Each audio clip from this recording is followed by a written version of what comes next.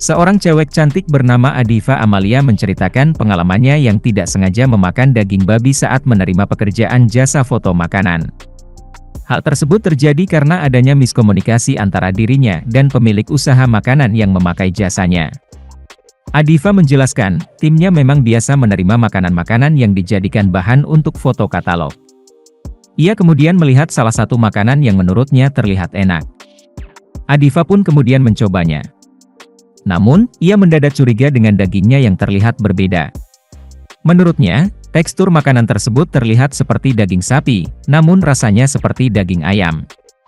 Karena curiga, ia pun akhirnya menanyakan langsung ke owner makanan tersebut dan ternyata memang daging babi.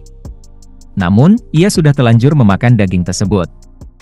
Tahu nggak sih rasanya tiba-tiba makan babi? Kayak, oh ternyata babi itu rasanya kayak tadi.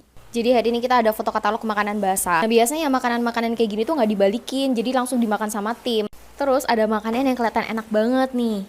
Ini udah digigit BTW. Yang bikin curiga di awal tuh dagingnya warnanya kok beda. Terus teksturnya kayak daging sapi, tapi rasanya kayak daging ayam.